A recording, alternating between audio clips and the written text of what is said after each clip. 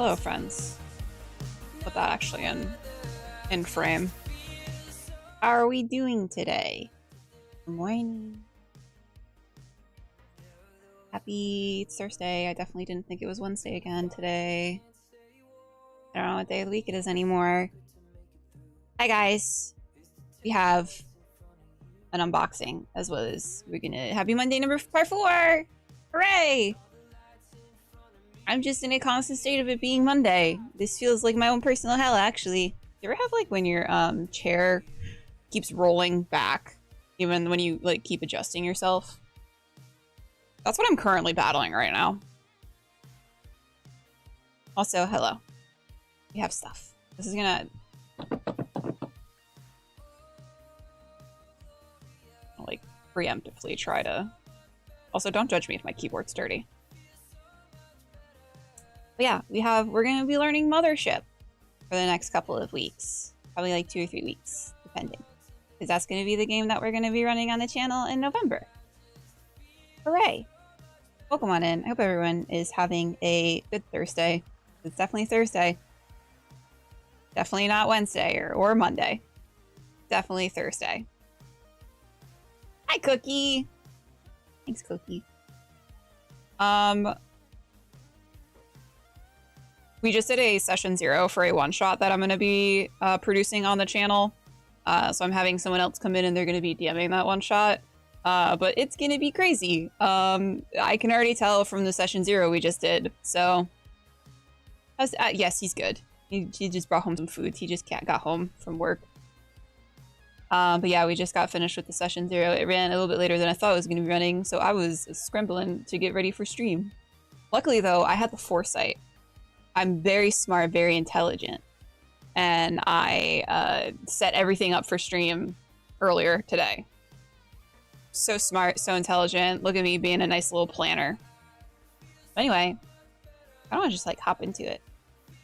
So this is Mothership. This is by Tuesday Night Games, Night with a K.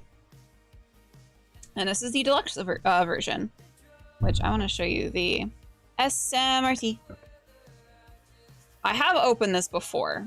So I do know what it looks like inside, but I want to show you guys what it looks like. So this is the deluxe version. It's very nice. It's very pretty. I love the art on it. It's kind of gold and reflective. Even on the lid. The lid is, what is that, embossed? Where it's like raised up. It's got really nice feel. And it also goes around the sides as well. Anyway, I have to figure out what to do with this thing.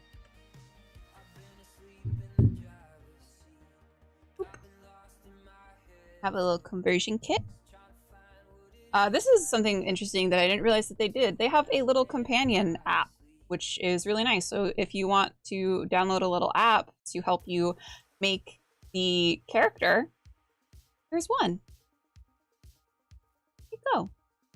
And if you need any guidance, you can just go to the thing. It's got a little app, and it's got a little dice roller. You can one-click character generator, custom die roller, import and export, contractors, upload character portraits. That's really cool. And then we have, if you play IRL, which I do not do. I only play not in real life. You got some tokens. Which I don't know that I'll ever get to use them, but you know. Okay, you have that up. Hi, Obi. And then what's this? I think this is a DM screen. Maybe? Yes. DM screen with all of the rules. Also, we have a new camera set up today. It might not be permanent. I'm trying new stuff out. So all of these rules. So we have. Start over here. We have wounds, so you've got like flesh wound, minor injury, major injury, lethal injury, fatal injury. What happens, so depending on the type of injury, if it's a blunt force, bleeding, gunshot, fire explosive, gore and massive, there's some other stuff that can happen. You could, things like vomiting, you can get a broken rib, digit mangled, so you could just like lose a finger. And then we have the medical treatments, we have survival, damage, armor and cover, death, tactical considerations, range, quick stats. Also, I just love the smell of, like, new book. Very, very satisfying. Panic, stats and saves, contractors, pay, panic checks, failure, leads, contract work, price tiers, puzzle components. This is, like, the most fucking extensive DM screen I've ever seen. Mega damage, ship class, ship combat, settlement locale, distress signals, ship range and distance, space travel costs, ship stats, ports, repairs and maintenance, fuel costs, bankruptcy, control faction, and population. So all of that. That is a lot of information. Let me fold this properly. Because that would be true to user as sciatic acting up. And then I believe that this is just a big old map. Oh, it's got like stuff on the back.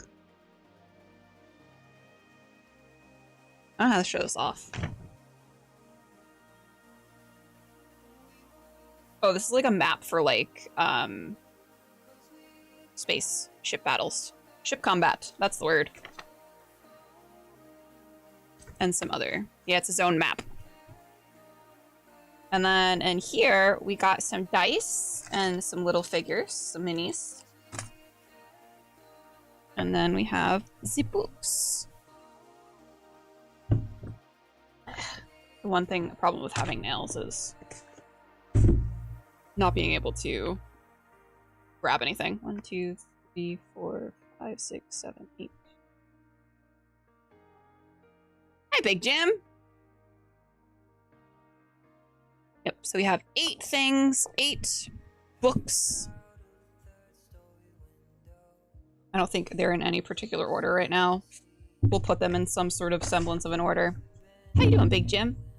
Nice looking. It is a really nice looking. It's a nice looking box set. So we have 8 books. It comes with 4 books specifically for rules, and then 4 books. I believe these are little modules and adventures, which is really nice to have. It's really nice that they included adventures, but we'll be getting to those. So let's take a look. We'll start with the Warden's Operation Manual. So this is essentially your DM's guide. I don't know if you can see the art. Art's very grim in terms of use and everything on the back. It has like a quick little reference guide for things you might need on the back.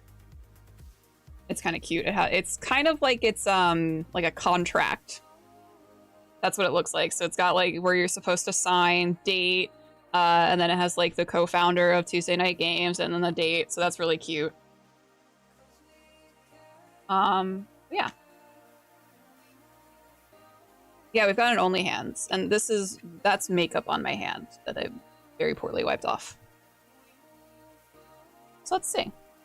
You open up and you immediately have a table. So we have a horrors table as well as themes. So this, I imagine, is if you are not sure what kind of game you want to run. If you're not sure, you know, the space horror that you particularly want to delve into, you can roll on this table. So it's a D100 table, and you have things like transgression. So here, just naming a few off: making first contact, opening a grave, gross negligence, disturbing holy site, forgotten atrocity, altering its natural habitat. And you have omens, so dead animals, abnormal birth, ancient recorded warning, speaking in tongues. I do love it when we speak in tongues. Aramaic is a dead language, Steve. Oh yeah, horrors. I'm trying to enunciate that. Horrors. You make the blood, yeah, blood going up the walls, blood filling the halls, that kind of thing. You've got manifestations, so alien creature, deranged killer, mutated being, just child. It's just a child, just a normal child. Dream, cybernetic organism, invisible being, banishment, righting a wrong, obscure occult ritual, making a pact with it, inter remains in their rightful resting place, and then slumber, return in 100 years, whisper from the shadows, Herald of a greater horror to come, uploads into nearest computer. Space Horse and Truckers, Lot Lizard Edition. And then here are some themes. It's got a little themes that table as well. So you have things like Death, Ancient, Arise. From the outside. Thanks for the follow. Welcome on in. Kids, am I right? Travel, Road Weariness, Rural, Medicine, Hospital, Surgery, Childhood, Innocence, Time, Abduction, Identity, Silence, The City, Rain, Flood, Belief, God, Hell, Fire, Ashes, War, Meat, Slaughter, Animal. And I think this is actually really interesting to have, because a lot of the times when you're playing in a game, they don't really talk about the different themes that you can explore in a game. So I think it's really interesting that they have this table available. Yeah. And then we have the inner cover. Mothership, sci-fi horror, Warden's Operation Manual. Content warning. Mothership is a horror game for mature audiences. It contains violence, foul language, some sexual content, drug use, and depictions of mental illness, trauma, stress, and panic that may not be suitable for all audiences. Please be advised. And see, the good thing about these books is they're meant to be folded like that.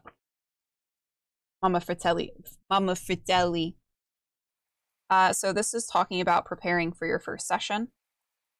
And I do really like the way that this is laid out so far.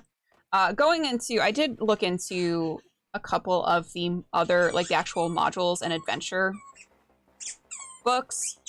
I'll talk about it when I look in those as well, but I feel like these books almost have the same vibe as like a Morkborg book. I'm so sorry if you can hear my dog squeaking in the background. Amazing. Where things seem, yes, that is Moose. She's squeaking her and she's coming over here. She said, guys, you want to see my new Lammy? She goofing. Hi, Meme. We didn't use still. I got her a Lammy and it's got a witch hat on it, so she's very excited about it.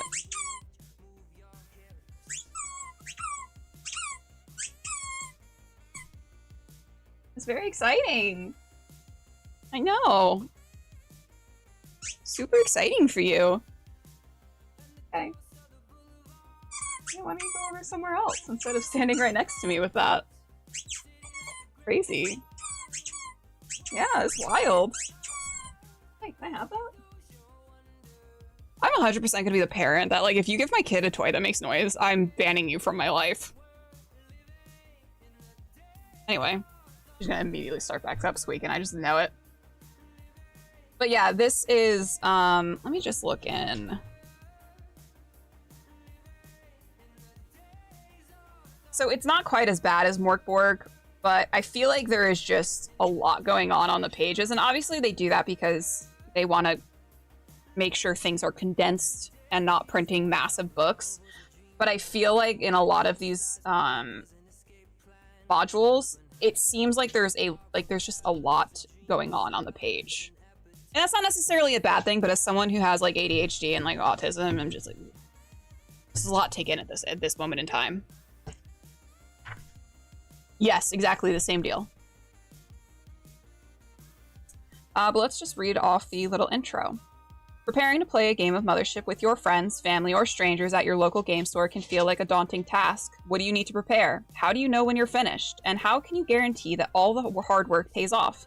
The short answer to all of these questions is to remember that most likely you've been playing games of imagination and pretend since you were a child. You can do this. The long answer is that you learn more from playing than you do from prepping, so let's get to work. Yeah, they're tiny. Yeah, they're tiny, but they're dense. The dog's being weird. I don't know if you can tell from the lights flinging behind me. So it says, get organized. Grab a cheap notebook, a pen, on the cover in big block letters, write Mothership Campaign Notebook. Turn to the first page and label it Index, then flip it to the last page and label it Roster. Finally, flip to the second page, write the page number in one corner, and title it Session 01 Prep. So I think that's kind of interesting that they have that just like set up for you. How to actually set up your notebook. Because again, I feel like for the most part, a lot of books that I've read, especially like bigger books like D&D and stuff, they don't tell you how do you actually set up. Not how do you session prep, but how do you set up to session prep and campaign prep. Step 2, invite your friends to play. Do this before you're ready. Get a hold of 3 to 4 friends and tell them you want to play a sci-fi horror role-playing game with them. Find a night where you can spend 3 to 4 hours playing in person or online. They don't need to know anything about the game. You'll teach them how to play and they can make a character when you get together. Step 3, read the rulebook. Read the player's survival guide. If you're strapped for time, just skim the character sheet and the cheat sheet on the back of the book. The actual rules as written are easy to use and not the most important part of the game. They do, however, provide a solid skeleton for you to flesh out with your own tweaks and house rules. Step 4, choose a starting scenario. For your first session, you should throw your players into a bad situation and then make it worse. Economic horror, poor working conditions, a standoff between powerful factions, all of these provide a tension that's ready to explode by the time you add the horror. Step 5, find the horror. Start with something that makes your skin crawl and build from there. A good horror includes a transgression that awakens, omens of its arrival, its appearance or manifestation, a way for the players to defeat the horror through some kind of banishment, and finally the effects of the horror has on as it slumbers awaiting its return. And that's sort of where we go to this table. And I believe you can either roll randomly or you can, find something that actually speaks to you and you can just pick whatever transgression, omen, manifestation, banishment, slumber. Something to survive. Once you found your horror, the next thing you need to create is a dilemma or series of obstacles where your players must choose between surviving the nightmare, solving the mystery, or saving the day. It's easiest to start with survive, as it'll be the forefront of the player's mind. Step 7, something to solve. Once you have survived down, you need to come up with some puzzles or mysteries to test your players' wits. These can be as simple as a locked door as challenging as a complex web of conspiracy. Step 8, someone to save. Then establish some compelling people for your players to talk to, help, or avoid. Done well, this can immerse your players into the world and give them their actions real meaning. Step 9, map it out. Once you have all of the above, it's time to put each of these items down onto a map with shorthand notes to make running the game a breeze. Step 10, final details. Finally, look through everything you've written to find hidden connections, discard weak ideas, and make sure each class has something interesting to do. Be careful not to over-prepare because your players will have their own ideas and you need to leave room for them too. So I really like that they have... It's very succinct and yet it's also very helpful to have, hey, here are A, B, C, D, E of what you need to do in order to prepare a campaign. And to kind of emphasize that your players actually need something to do in the campaign, so they need to be able to have something to solve, a reason to survive, and make those connections with NPCs as well. But yeah, I really like that they have this sort of set up literally immediately. This is the first thing that you see when you open the book. And then choose a starting scenario. If it's your player's first time playing Mothership, they'll want to sample the best that the game has to offer. First, your scenario, you want something that is quick and easy and classic. Take a look at the scenarios below and pick one that sounds fun. Yeah, clear high-level plan. And then you get into the little minutia, and you don't overplan, and you don't overprepare, and you let your players kind of dictate where you're going to go, and then based on where your players go, that's where you spend the most time adding in those details. So explore. So I'm just going to read a couple of these. These are a couple of scenarios that you can choose from. So explore the unknown. The crew is hired to survey an uncharted planet or to explore the interior of a strange vessel which has recently appeared at the edge of rim space. The crew is on their own in unfamiliar territory with no one to call on for help. Godspeed. Salvage a derelict ship. Distress signals on repeat. Scans show no signs of life. Escape pods all ejected. Finding a derelict ship can be a chance to strike it rich off scrap and loot, but not every risk has a reward, and every abandoned ship is abandoned for a reason. Survive a colossal disaster. Abandoned ship, radiation leaks, and warp anomalies. Make it to the escape pods before the whole station collapses. Unstable environments and dangerous weather. Escaping disaster is never a bad place to start. Transport precious cargo. You needed a job and your contact came through. They won't tell you what's in the container, only that it needs to be at Outpost 683 in 6 weeks. Don't open it, don't scan it, and whenever you do, don't listen to anything it says. That's a really interesting one. I really like that one. And then make contact with the beyond. They found it at the edge of the system, on a frozen and forgotten moon. Eons old, intricate stonework. When our probe arrived, it started humming a tune. They've been looking for us for a long, long time now. Now they found us. So yeah, these are 10 scenarios that you can pick as the starting point of a Mothership game. These don't include, obviously, the little adventures that came in the deluxe version, but something that you can build your own campaign off of and not necessarily follow a strict one-to-one module. And then you have setting. For your first game of Mothership, let's keep things simple. A nice 2 to 3 hour session that doesn't overstay its welcome and has your players coming back for more. All we need is one self-contained location with lots of potential trouble, like the ones on setting table here. Once you note that in your campaign notebook, you're ready for the most important ingredient, the horror. So we have a couple of locations: space station, military outpost, research facility, underwater base, which is actually a nightmare for me. If you know me, I hate underwater things. And then this illustration is just very cool. Some sort of space horror just chowing down on a person, I assume.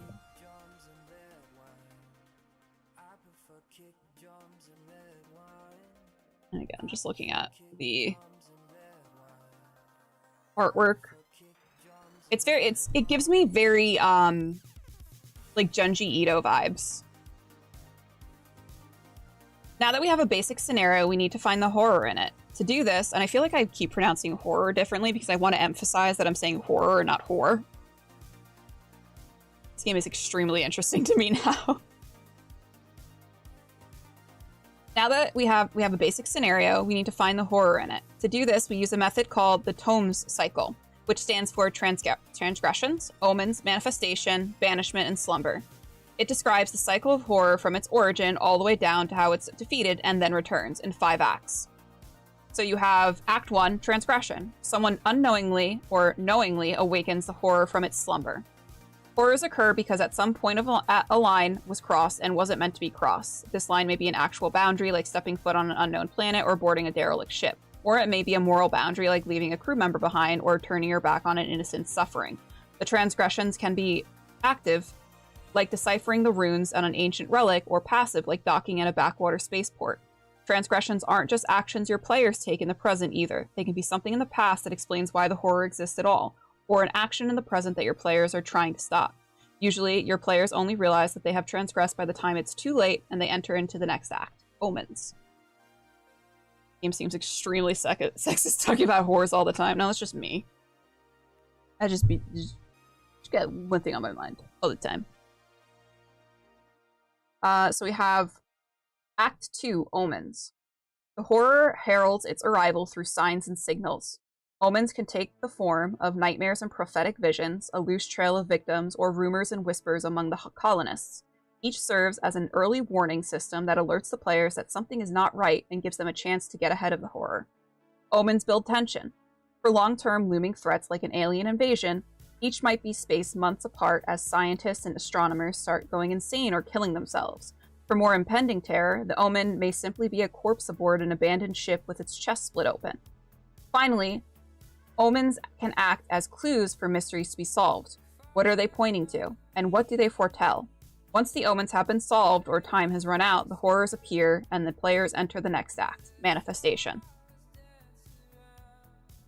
I'm just going to do this. This is who I am as a person. Manifestation, Act 3. The horror reveals its true form to the players. This is a big moment. For the first time, the players get a glimpse of the horror in all its terrifying glory. The spirit appears, the serial killer attacks, the disease infects another crew member, a monster rampages through the lab. The manifestation makes it real and gives the players a form, body, or face to fight. A manifestation is often what people remember most, so think hard about your horror's appearance. Think about its smells and the sounds it makes when it's creeping up on you. That is also the perfect time to start thinking about its tactics and how it acts during the game. Remember, a manifestation is a symptom.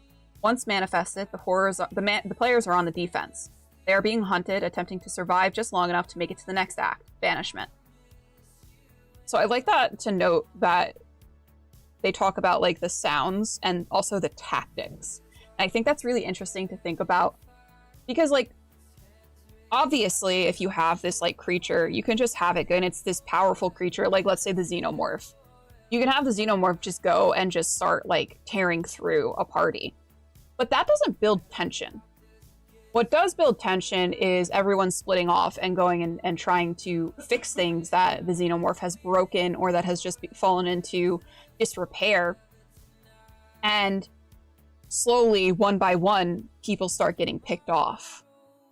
Yes, the Thing too is another interesting one.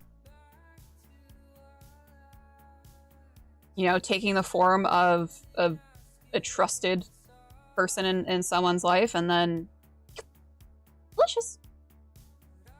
Act 4, Banishment. The players race against the clock to fight back and attempt to destroy the horror. Once manifested, things ramp up quickly. The horror is now a real problem that must be dealt with before all hell breaks loose. During this act, players either defeat or are defeated by the horror.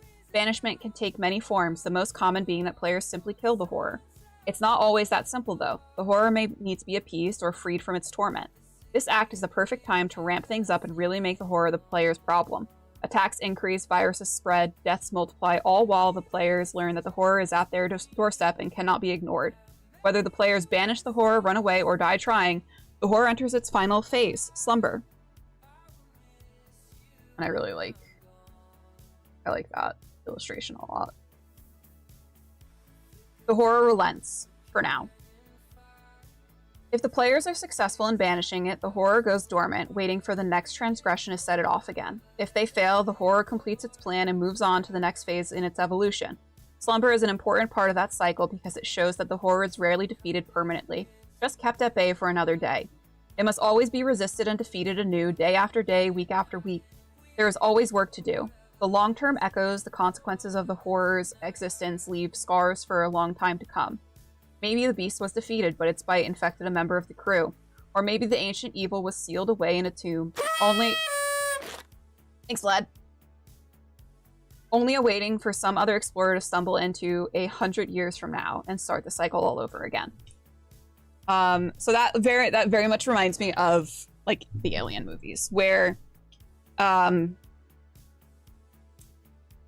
not necessarily in the first one, but in a lot of the other ones, especially, I'm thinking mostly of, I'm mostly thinking of Covenant, Alien Covenant, where the colonists supposedly defeat the xenomorph that was on board. They're thinking, okay, we're gonna go back to the planet that we were originally on course to. And then it turns out that David had infiltrated as the android, and then he planted a couple of xenomorph embryos, so a couple of little parasites in where the fetuses are supposed to be on the Ark, on the ship. And so that's kind of like setting up for, hey, something awful is about to happen once these guys land and things start to progress in the colony.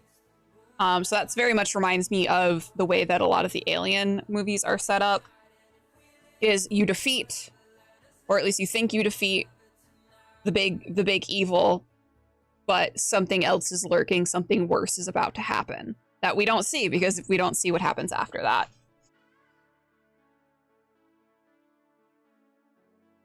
A little tactical considerations.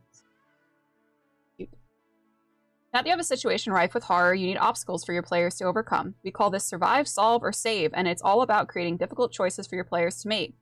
The idea is to put your players in a position where they have the option to survive the ordeal, solve the mystery, or save the day. They can usually only do one of those things, or maybe two if they try really hard.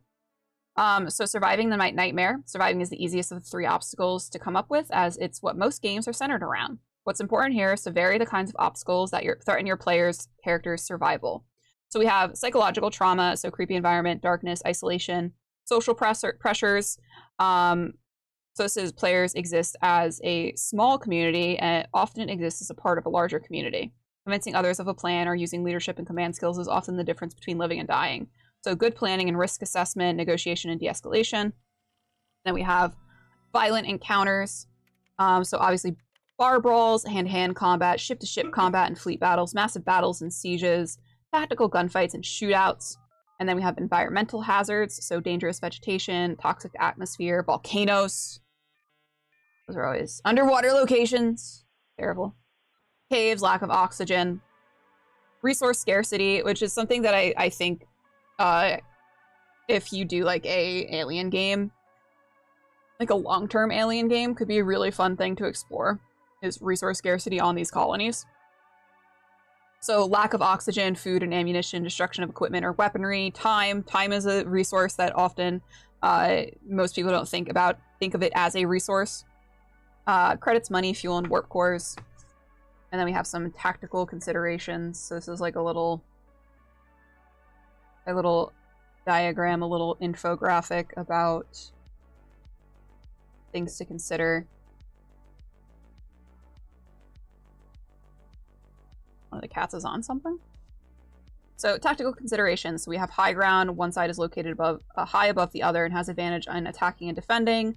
Escalation risk. The longer the encounter takes, the more likely it is to spiral out of control. Collateral damage. There are non-combatants in the area which must be considered and may be leveraged by enemies. Key objective. The encounter ends as soon as the key objective is reached, captured, or killed.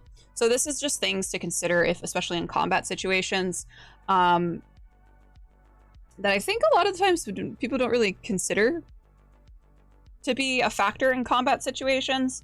Ambush. If one side is surprised, the encounter ends quickly. But that's really nice to have. Hey, Bruin, welcome on in.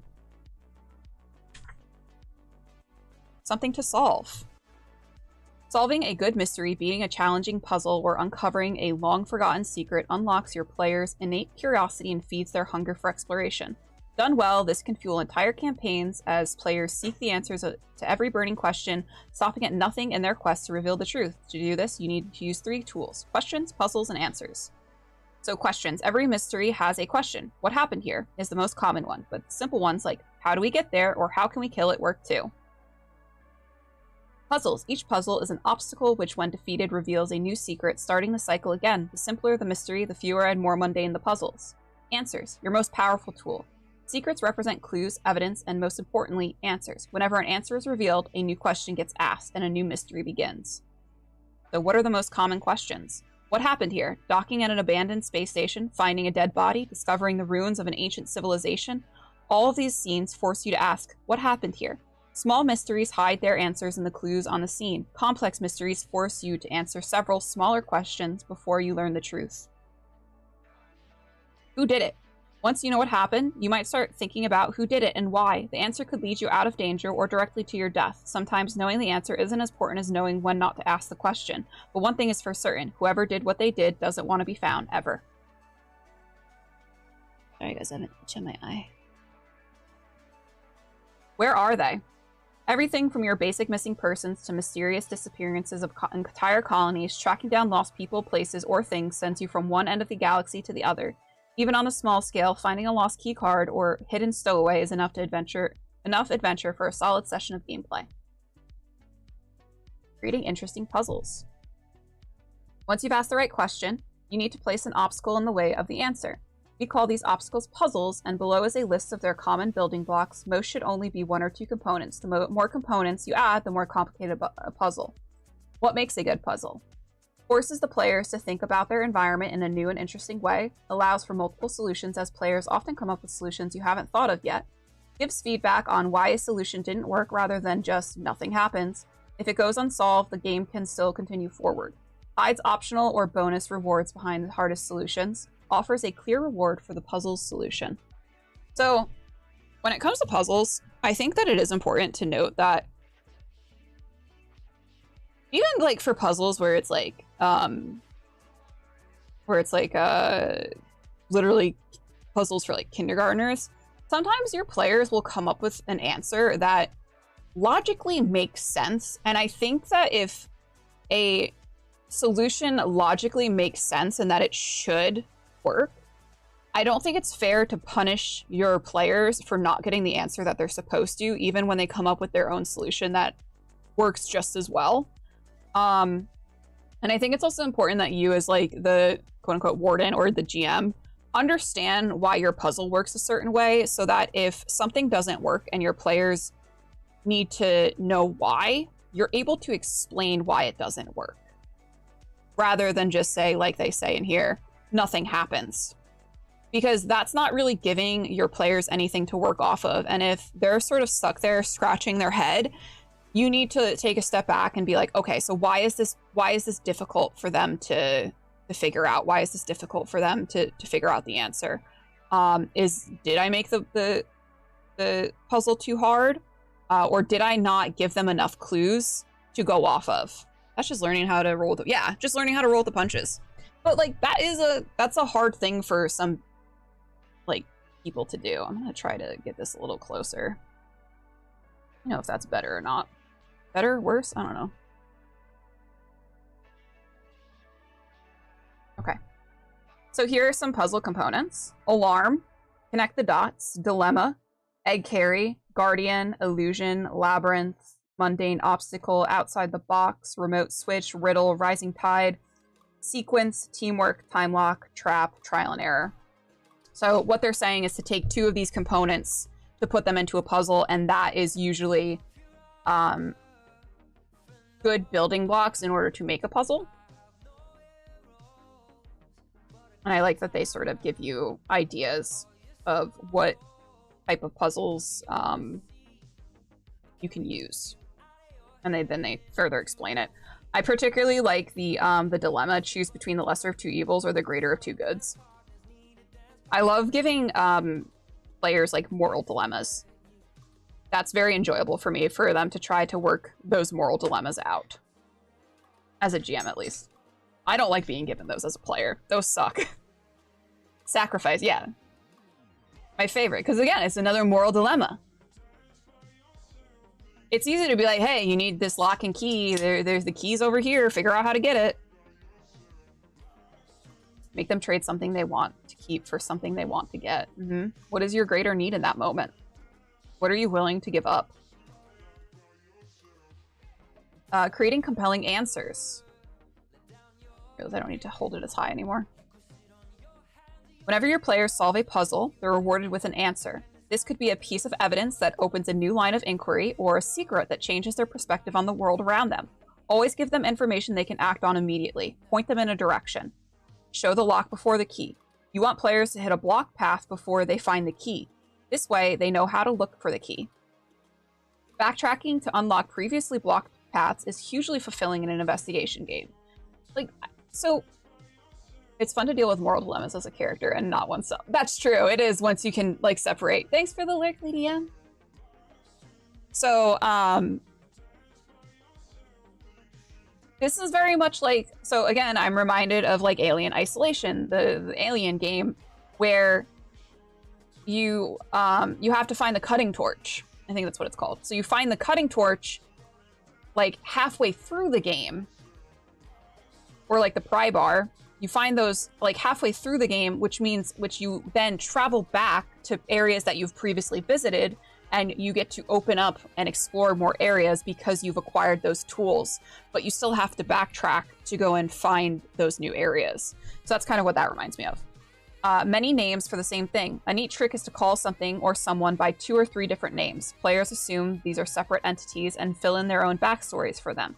Later, when they realize that they're all one and the same, they can connect dots they couldn't see before. That's a really interesting thing to do. Answers lead to new questions. Every clue points to a lead, something else that players should investigate. It needs to be something concrete, a person, place, or thing of interest in the investigation. See the leads table below for examples. More clues than you think you need. When prepping, put plenty of clues in each location, then discover more with your players during the mix. Mix up the type of evidence and the leads they generate so it doesn't all feel the same. So that's really important, because you always want to, the whole like more is less thing, because a lot of the times you'll add these clues to a scene, to an area, but your players aren't going to find all of those clues.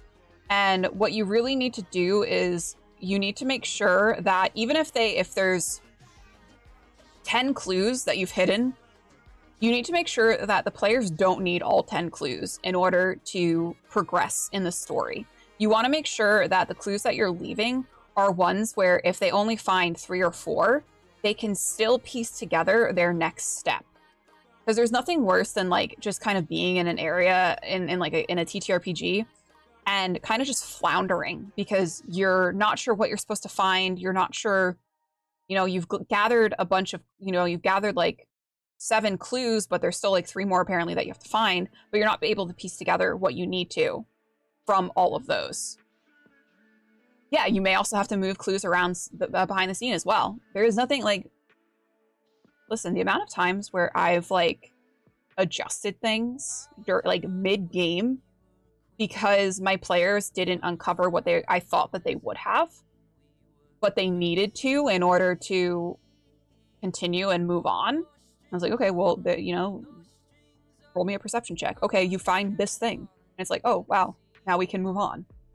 Like, if you see your players floundering, you can actively help them. Like, if there's a story beat the players need to find, you need to tell them about it 3 times in 3 different ways. Yes. Because there's so many times where, like, you'll say something to the players, and they end up fixating on something. And like, normally it's usually things like chairs or doors. Like, players will just fixate on, like, a door. And like, oh, I check for traps. I check for magic. I check for this. I check for that. Sometimes you just gotta tell your players, like, the door is unlocked. It's not trapped. Please go through it. I'm begging you, go through the door. There's nothing there that is going to harm you. So here are some leads. I was fixated on crashing a flying castle. That's very you. That makes sense, actually. I think it was his series of articles about remixing Waterdeep Dragon Heist Absolute Masterclass on GMing there. Oh, that sounds interesting. Who is this again? Oh, let me scroll up. Is it Justin Alexander? So here's some evidence. So documentary. So you have a stack of forms, all with dealing with Entity 742. So that's like if you find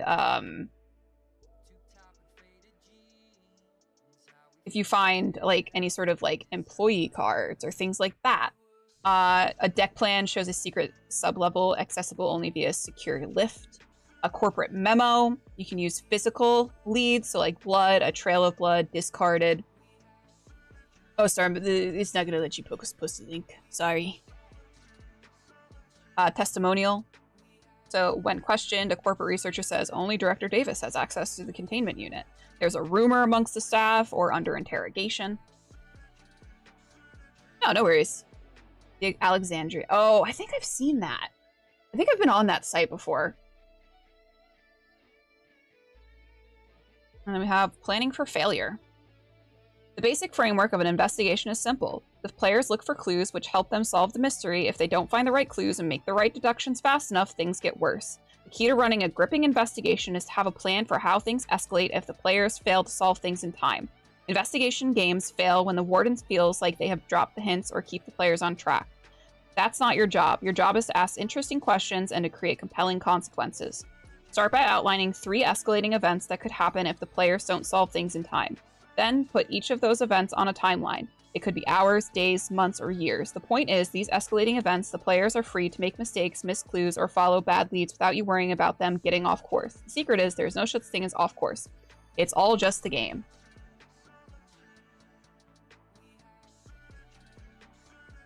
Again, really cool art.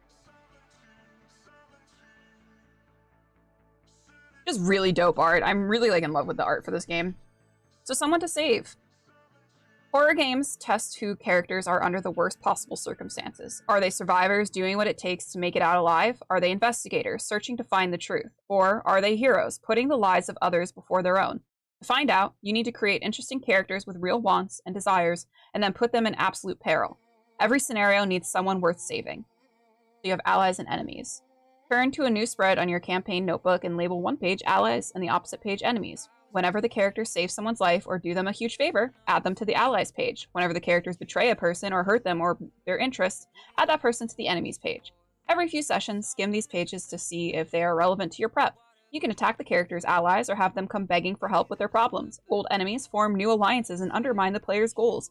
It won't be long before both pages are full and the game starts to run itself. Again, I really like that they sort of tell you how to set up like a campaign notebook. That's just really nice to have.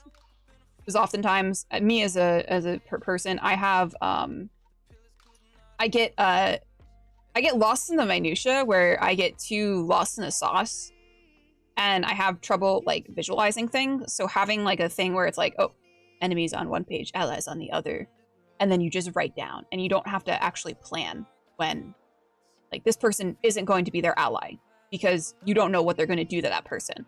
So just listing those characters as the players encounter them and based off of their interactions with that player, with the players and the NPC, assigning whether or not that NPC is going to view your players as either their enemies or their allies.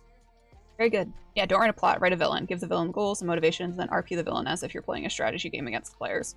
Yeah. And see what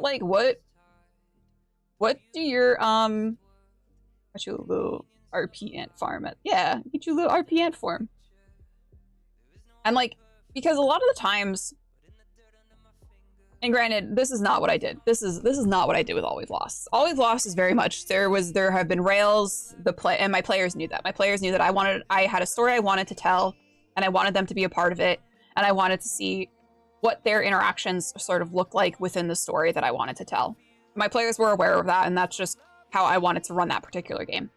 But I think that for the most part, if you are operating under a sort of sandboxy like game, you don't know what your players' motivations are going to be, and you don't know how your players' motivations, their characters' motivations are going to change. And you're going to end up writing yourself into like a box and not being able to get out of that box if you assume that the characters are going to want one thing when in actuality they want another. So it's so much easier to let your players tell you what they want because you're doing far less work that way. If that made sense. Creating useful characters. What do they think with? Take a person's prized possession or the body part that most represents them, and then use that to define their approach to the world. Do they think with their fists, with their wallet, with their head, or their heart? This tiny detail can help you define not only how they make decisions, but also how they act. A character who always thinks with their watch is always checking the time, always running late, always in a hurry, always wants to know when things will get done. Just peek in on them and see what they're getting into. What do they want? Everyone wants something, even if it's just to be left alone. You need to give characters a clear, attainable material goal. Desires like they want to be loved aren't nearly as helpful as they want to go on a date with Jones this weekend. The second example is much, much better. It's more concrete and it gives us an idea of what the players can do for the character right now. I think that's also important. Like you have to think about what even random NPCs. You have to think about what their actual motivations are in order to make them feel like an actual person living in the universe. There's nothing kind of worse than as a player, I have been in campaigns where an NPC has been introduced and I kind of steamroll over them because they're not an interesting NPC, because the GM has not put actual thought into any of their motivations or who they are as a person. And I, as a player in a game, I don't find those kinds of NPCs very interesting. I like an NPC that actually has a little meat to them. I think doing an on-rails, plot-driven adventure works well for shortish adventures, but that style breaks down in the campaign spanning more than 3 sessions unless you're willing to absorb backbreaking amount of GM labor. Well, so we're coming to an end on said on-rails, plot-driven adventure 5 seasons later, and I think we've had 6, 12, 18, so 20. It's going to end on 28 sessions, I think. Thanks for looking, baby! Played Advanced Skeleton Siege with Bones and Company, which had no rules, and no one could have guessed where that was going. Thanks for looking, baby. Let's see. How do the players interact with them? More important than a character's personality, voice, or appearance is what they can or can't do for the players. We've simplified this into 2 categories: helpful, unhelpful, and powerful, powerless. Players need to be able to quickly assess whether a person stands in the way of their goals or can help them achieve them. Look at the matrix below for more common examples of people the players might meet. For your first session, we recommend designing 3 characters: someone helpful, someone unhelpful and powerful, example, a gatekeeper, someone helpful but powerless, example, the drinking buddy, and someone in it for themselves, example, the survivor. These roles won't be static. They should change and respond to circumstance and how players treat them, and are a good starting place for playable social encounters. So it has like the little matrix on. Basically, it's just like an XY diagram. You have someone who is powerful and helpful, so a benefactor, so some sort of patron or sponsor. You have someone who is powerful but unhelpful, so a gatekeeper. You have someone who is powerless and unhelpful, so like a wild card, or a coward, so panicked civilian, frightened bystander, or an extremely unpredictable agents of chaos. And they say, use sparingly. You have someone who is helpful and powerless, so drinking buddy, friends in low paces. They do not do anything for you. They're just not that. There's just not that much they actually can do. I can read, I promise. And then you have those who sort of are on the lines. So someone who is powerful, so an employer. Someone who is sort of the neutral party is the survivor. Survivor only cares about what's best for them and will do whatever it takes. Help them or get out of the way. So this is someone who could just be in like direct conflict with the party if those needs and goals do not align. Or they could be in line with the party until a certain point, until the party's needs and goals do not align with their own, and then good luck. Unhelpful, so traitors, helpful, experts, and then someone who is powerless as a victim. Here we have how to draw a map. This is fun. So drawing a map, there are a lot of beautifully detailed maps out there, but for our purposes, we just want a simple flowchart that tells us exactly what's going on and where. Flip to a new page in your campaign notebook, write down the name of your location, and then draw 10 boxes and number them 1 to 10. This is your map. What goes on in the boxes? Each box represents a location in your scenario to begin. Write your player's starting location in box 1. Then write a word or 2 in each box that describes an important location. Try not to overthink. Right now, the only important thing is just getting some ideas down so you have something to work with. How big is each box? Each box can represent a large or small space as you want. This could make one box an entire space station and another a tiny storage closet. What's important is that this location frames the action that takes place inside of it. Choose locations that are important to the scenario. Connecting the boxes. The lines connecting the boxes each represent a route from one location to another. They could be a drawn-out walk down a long, dark corridor, a cramped crawl along a maintenance shaft, or even an entire jump through hyperspace. Mix up the kinds of routes and how dangerous they are. Each path is a choice. As much as possible, try to frame the decision to go down one road or another as a meaningful choice. The easiest example is the long, safe road versus the dangerous shortcut. The choice between go left or go right isn't much of a choice at all. Instead, note down some information about what's going down the path might entail. Guards, light vulnerability to attack, exposure to the elements, all of these are good things to keep a path from just being a labeled hallway. So that reminds me of like the choice you get in Baldur's Gate, whether you go through the Underdark or if you go the mountain path, where it seems sort of like innocuous, where you're like, does it really matter where I go one way or another? But you will miss things if you choose to go a certain path and forego the other one. Kind of in the same spot as the survivor is a supplier, a merchant or similar who can help the players acquire supplies, info they need, but never for free. That's true, like some sort of, you know, like, hey, I'm on your side so long as you have the coin for it. Yeah, versus Mines of Moria. I definitely just knocked my camera, don't worry about it. Writing a key. Once you have the rough map drawn, it's time to make a key. The key explains the important items in each box on the map. On the page opposite your map, write the numbers 1 to 10 down one side, leaving a few lines between each number and a little space at the bottom. Label each number with the name you gave each box and start sketching in 1 or 2 word ideas for each location. And you can see, obviously, the example that is given. What goes in the key? This 2-page spread, your map, and a key are what you use to run your scenario. You want to keep all the important information on these 2 pages so that you don't have to spend time flipping through your notes to find important information during the game. Note any people or creatures that are in each room, as well as any relevant stat checks or saves. Interactive elements or events that take place when the player's characters enter are important to write down as well. And then it says put everything on the map.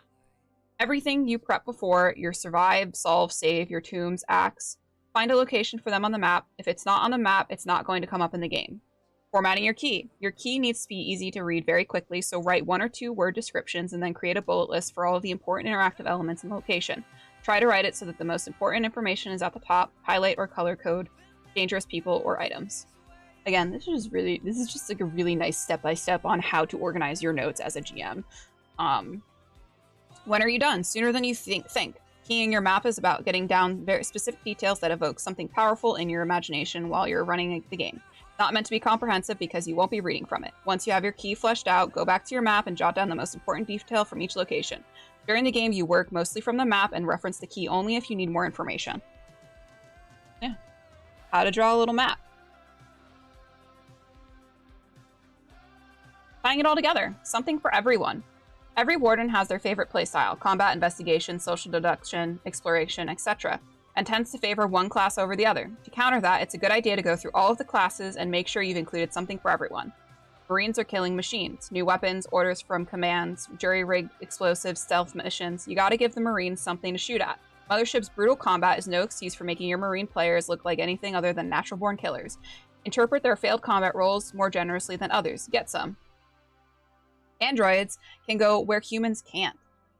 Depending on your setting, androids may be able to breathe in a vacuum or underwater, tolerate radiation or extreme temperatures, interface with machines, and any number of other things most humans can't. One great trick is to pull androids aside and give them private information from the company, which always adds a little paranoia to the group. So that's very, very much from Alien RPG, where usually if you have someone playing an android, they are almost always operating on their own agenda that usually directly contradicts the rest of the group. Scientist, the smartest in the room. Work your player's science skills into your prep. You won't always need a xeno-esotericist, but you don't ever need one. You don't ever need one. But if you don't ever need one, your scientists will start to feel like their high-priced degrees are useless. Tell me about it. Give them tons of samples to study and a broken-down lab to analyze the data. Teamsters build, repair, pilot, and drive. Given enough coffee and overtime, Teamsters can accomplish pretty much anything. Drones, mechs, ships, and other vehicles make the perfect playthings for your Teamsters, as they tend to find a way to bypass mechanical puzzles with jerry-rigged solutions. So this is very much just talking about how if your player characters are good at something, play that up. Make sure that they have a chance to show that off. Power of coffee and overtime. Make sure you are making your players feel important. Make sure that you are making your player characters feel important. There is nothing worse than as a player where you are in a certain setting and you made a character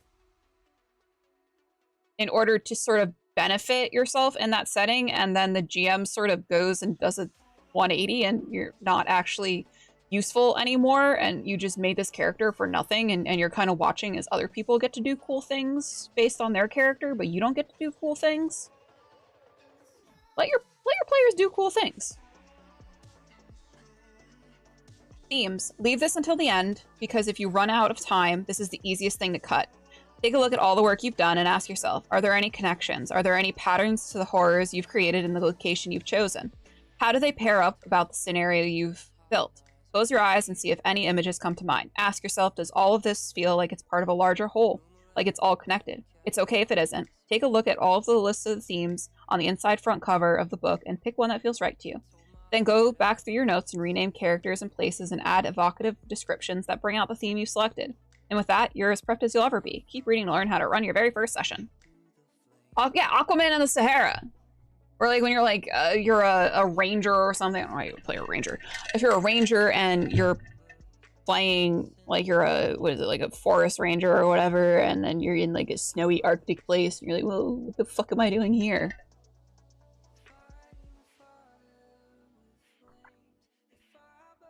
Yeah, it just like sucks, man.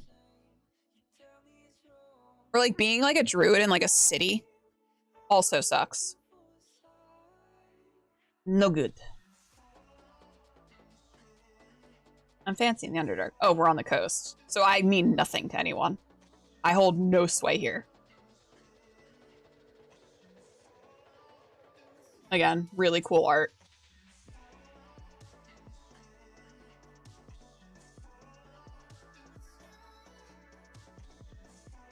Running your first session. Congratulations, your friends are all coming over or meeting online and your game's about to start. If you're freaking out, don't worry. Just recall that you've likely played some game of pretend your whole life and that your friends are here to have a good time. Everyone is on your team. Before the other players arrive, take a few seconds to get in the right headspace. Don't worry about the rules, you'll learn them. Help maintain a safe playing environment. Think of the game world as a real place, not as a video game. Use common sense. Build up the horror slowly. Ask with what and how often. Treat every violent encounter like it could be the last. Try to be an impartial referee. You're not the player's enemy or their friend. Pay attention and take good notes. Roll as little as possible. The first game works best with simple, clear objectives. Then, open it up. Get out early and leave them wanting more. That's really important. Oh yeah, I love the midnight. That's really important. Sometimes, like, it is okay to, like, leave your players on... Sometimes it's okay to leave your players on a cliffhanger. Like, that's what I want. I want, like, I want my players, like, at the end of a session to be like, fuck. Hi. You want to come up here? Are you gonna be a little bastard? Oh, you are gonna be a little bastard. Hi.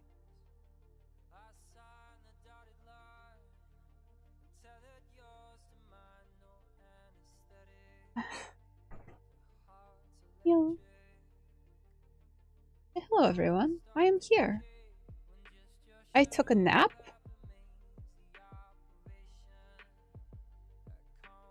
I'm probably going to cause a ruckus. About to get up to some fuck shit. That's what him say. Yeah, I think leaving your players on a cliffhanger and not giving them everything all at once is really important because it makes them want to come back for more. Character creation. If they've never played before, hand them the character sheet and tell them to ask you if they have any questions. It's helpful if you have an extra set of dice because people forget them. What skills should they pick? A lot of times, players want to know which skills are useful. Tell them to treat their skills like a wish list of items they'd... Homie.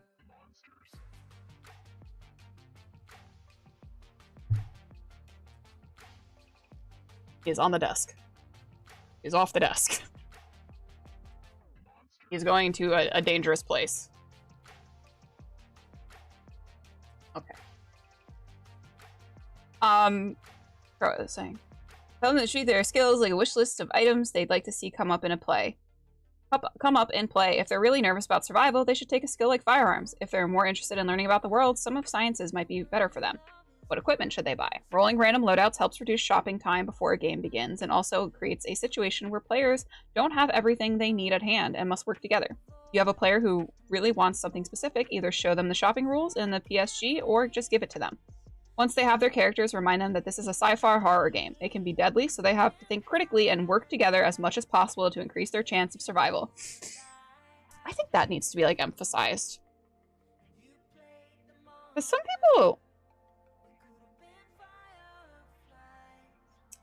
people really be making choices that are questionable in horror games where you're like, are you sure you want to do that? Hey, what's all of this then? Looking through some Mothership right now. I'm slightly worried because my cat went up on a high place and he's just a baby. We're currently working through the with the Warden's operation manual. We're hopefully gonna make our way through all of these at some point. So explain what role-playing game is. If your players have never played a role-playing game before, tell them that it's a game of pretend. They each play a character, and you describe what they see and hear, who they meet, and how the world reacts to them. You also act as a judge of what happens when the players attempt to do something. Usually this is as simple as the player saying, I open the door, and you replying, okay, you open the door, and on the other side you see. But occasionally, when it's unclear what would happen, you or they might roll dice to determine the outcome. Remind players that other than the technology, everything works just as it does in real life. People respond to your actions just like they would in real life. This helps new players figure out what they are allowed to do. That's, you know, sometimes people in games think that their characters should have no consequences to their actions. And I think that's very important to note, is that, hey, if you're an asshole to someone, you're an asshole to an NPC, they're not going to respond kindly to you. They're actually probably going to be mean to you in return if you are an asshole to them. So think very hard about how you want to interact with the world around you and what consequences might happen if you were to interact with the world in a certain way. Yeah. Hashtag murder hobos. Step 2, show them how the dice work. Start with percentile dice first, since they confuse a lot of people. Remind them that 000 means 0 in Mothership, since in a lot of D100 games it means 100. This means the player's stats and saves tell them exactly what % chances that they will succeed on any given roll. When do they roll the dice? Make it clear that they won't roll for every little thing. When the player wants to do, they usually just do. Opening doors, talking to people, even violent actions like attacking someone often won't require a roll. You typically only roll dice when it is both unclear what would happen and the stakes are high. I feel a certain way about that just because I like rolling dice. Like, I like rolling dice. So if I get to roll dice a lot, I get really happy. Not rolling dice a lot makes me sad. Well, I understand, like, to keep it, like, you know, you want to kind of do, like, a mechanics light kind of game where you're not rolling every single time, like, you walk 5 feet. I do like being able to roll for things. You can make them roll as many dice as you want. Yeah, just keep rolling. Something's going on up there. I don't know what, but something. What's the difference between stats and saves? Stats are used when the player is being proactive, attempting to do something difficult. Saves are used when a player is being reactive, attempting to avoid something bad happening. You're in space and everything's fucked, but with better GM support, but not quite as good flavored. But with better GM support, but not quite as good. I mean, we haven't gotten into, like, the meats and bones of it. I mean, there is literally, so there's a total of 4 manuals to run the game. And then we have, just with the deluxe version, it's come with 4 modules. Yeah, I think the rules are nice saying that it's not mandatory. Me who likes to, I like to roll things. I'll make you roll. Teach stress and panic. Finally, tell them whenever they fail a roll, something bad happens and they'll gain a point of stress. Stress piles up, and whenever they roll a critical failure, they roll the panic die. That's straight, like, year 0 free league engine, right? If they roll less than or equal to their current stress, they freak out, panic, and consult the panic table, which has a bunch of bad stuff on it. Tell them you will explain the rest as it comes up. For now, they have enough information to get started. Let them know that the rules don't cover everything and that you can tweak anything that doesn't work for the group. Then it's time to go over the safety instructions. So, well, there's a little section right here called What's Different About Mothership? If your players have played role-playing games before, here are some differences between Mothership and other games. There are no levels or experience points. Characters improve mechanically by converting stress into better saves.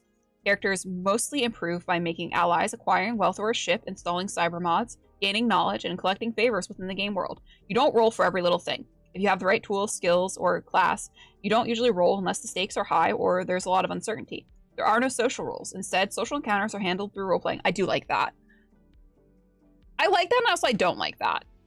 I think I like that in the way that sometimes people feel comfortable to, like, completely roleplay out a situation, but sometimes players don't feel comfortable roleplaying in that capacity. So I think as long as you sort of work to that, where a player can come to you and say, hey, I want to convince this player, this NPC, that I think that they should give me this object because of XYZ.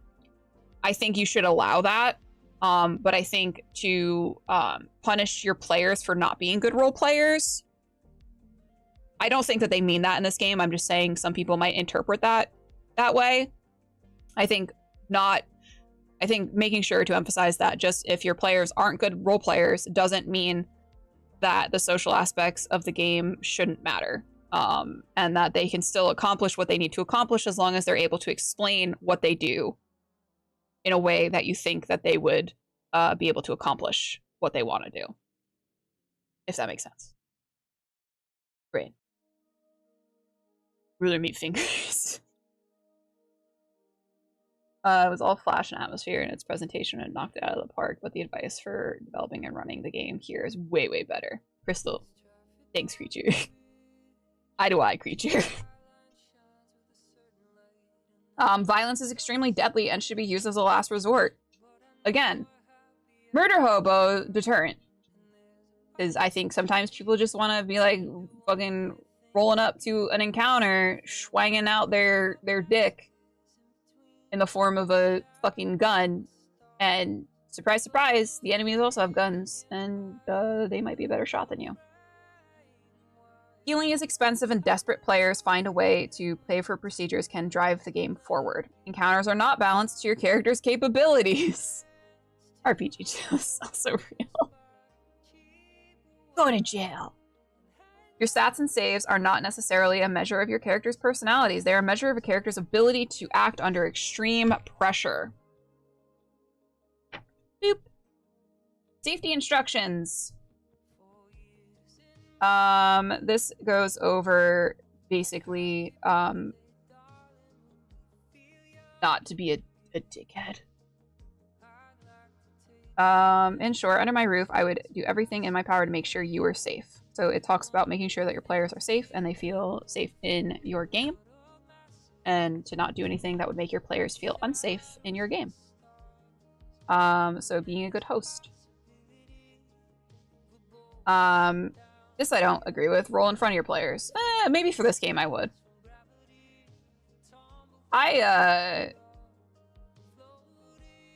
fudge a lot of rolls. Don't tell my players that. Sometimes I don't want to kill my players outright. Go around the table regularly to make sure everyone is getting a chance to chime in. Let shy players ride along with the rest of the players. Don't put them on the spot. Keep some pre-rolled character sheets handy. Admit when you've made a mistake. Very important. As a GM, like, we can't know every single rule possible all the time, and sometimes we get a little confused. I get a little confused sometimes. So, being able to be like, yo, I was wrong about that ruling. My bad. My bad. Sorry. Yeah. Like that they include safety guidelines, especially for horror. Yes. Sometimes. Yeah, I think because, so I think I've said this before as well. I'm the type of person that there are not a lot of things that bother me when it comes to like lines and veils. I am a pretty open person because I can differentiate between real life and make-believe really easily, and I don't really let those lines get blurred very often. I know that some people have a problem with that, and sometimes people can get affected by things that are happening in a game. And that is like, that's not me like dunking on them in any way. That's just saying like, two different people who have two different playing styles and different experiences and everything. But me as a person, I don't get bogged down by a lot of lines and veils. So I'm usually really open to a lot of weird shit happening in games that I know a lot of people might be like, ooh, I don't know about that. So I think as someone who has run horror games and also who wants to continue to run a lot of horror games, me as a GM, it's very important that I give content warnings to my players to let them know what I'm thinking about including in a game. And when we were setting up the Kids on Bikes game, I told them, I'm going to give you guys a list of content warnings. If you're hesitant about any of them, let me know and they will not be included. Like, yeah, I seem to recall a co-stream that you did with a friend in which we learned that you would win a dare hands down. Oh no. I roll in front of my players, but I don't always tell them what I'm rolling for. So yeah, that's dastardly. I love that. I like that. But yeah, you know, it's important to prep your players for things that are going to happen in game. And that includes not even just like content warnings, but it includes things like if there's going to be PvP, if you're going to push a certain kind of narrative, making sure all of the players are on board with that narrative that you're trying to push. Yeah. Running games for strangers. When you run games with your friends, you've already established boundaries, rapport, and a sense of trust. But when you're running games at your friendly local game store, nearby convention, or online with some new friends, you're going in fresh. You and your players need to be able to establish some trust and boundaries quickly so you can start playing. First, establish a rating for your game and whether it's appropriate for children, teenagers, or adults. And be upfront about how violent, gory, or lewd your games tend to be. At the start of your game, make it clear that if anyone feels uncomfortable with anything that's happening, from you or from another player, they should say something so that you can address the behavior or content. Additionally, it would be wise to make a list of any content warnings, hey Bleak, for your games available on request to those who might want to copy. In general, you should avoid all of the topics below in public game rooms. So sexual violence, animal cruelty, child harm and abuse, torture, sex, racism, homophobia, sexism, transphobia, addiction, mental illness, and suicide. So those are things that you just want to avoid in general when you're playing with like strangers that you don't know. Because a lot of the times, if you're playing at like a local game store or a convention, not necessarily online, but like in a convention or your LGS, like you're not gonna have time for session 0 to go over all those lines and veils. So just completely ixnaying on those topics is easier to manage than having to stop the game midway through because a line was crossed. You know? No worries, please. How the game works. The majority of what you do during a game is describe the world and the people around the players. The players ask you clarifying questions, which you answer to the best of your ability. Eventually, the players will tell you what they want to do, and you tell them what happens next. Most of the time, it's obvious to everyone what happens next. If a player says they open the door, they just open the door, and you describe what they see on the other side. Occasionally, it's unclear what happens, so you decide on a way to determine what happens next. Usually, this means setting the stakes, or a dice roll, and then rolling the dice to see what happens next. You repeat this for a few hours, and then everyone goes home excited to play next week, or month. At the end of the day, Mothership is a social game. Let players talk, plan their moves, make schemes, have access to knowledge they shouldn't have, encourage anything that keeps them invested in the game. Like, I feel like sometimes DMs will think that they have to work against their players. Oh. Don't mind what just happened. I'm trying to reach for my water. I don't know why it's over there. And I think it's important to realize as a GM, you should not be working in direct opposition to your players for the most part, unless that's the type of game that like you've all agreed upon. Because there's nothing worse than a GM who thinks that they're smarter than you and smarter than the entire party combined and are kind of just like sitting there twisting their mustache, being like, hee hee hee, I've outsmarted you all. When really they just haven't provided you with the clues necessary or the direction necessary to figure out what the fuck is going on in a game. You open the door. What is your armor class? Hey, Dro, what's up? But yeah, I think it's important to realize that you are not necessarily working with your players, but you are also a player yourself, and you are trying to drive the story forward. And if you're not driving the story forward, you may be doing a bad job as a GM. So they have a little little flow chart of what happens. So it's Warden describes situation, player asks question, player makes a decision, Warden sets the stakes, player commits to action, resolve the action, rinse and repeat.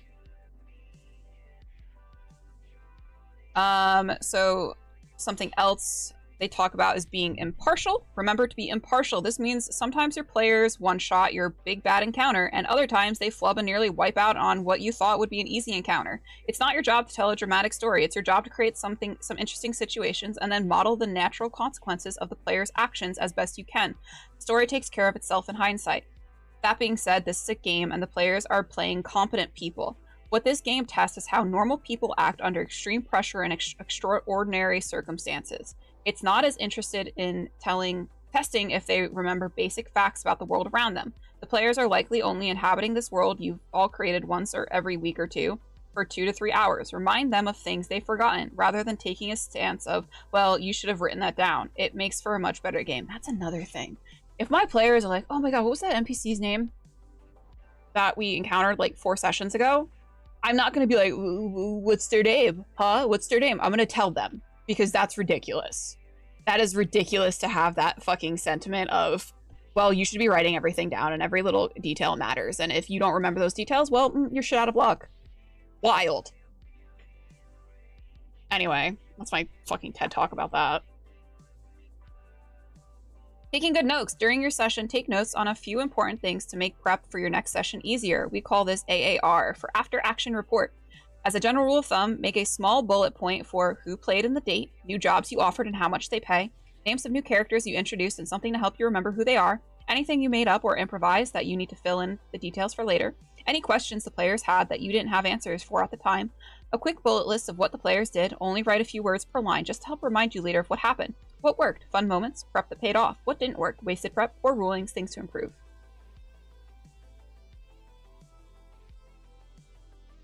I think there's a bit of balance where you should let your players discuss things and decide what they want to do rather than trying to steer them constantly. Oh yeah, definitely. But I think that there's like, there's the difference between, like I don't, for my current game, I am very much steering my players, but this is something we had discussed. This is a very on the rails, plot, narrative driven campaign that we're currently running. That's actually coming to an end in 2 weeks. But I think that there is a difference between having the players flounder because you haven't given them enough information, and then hand feeding them, spoon feeding them information, and then forcing them to make a decision that goes in a certain direction. Like there is definitely that balance. But sometimes, like I've been in games where the DM will give us all of this information and it's useless because they weren't thinking about how to forward the story. They were thinking about how to outsmart us as players. And that's not a fun game to be a part of.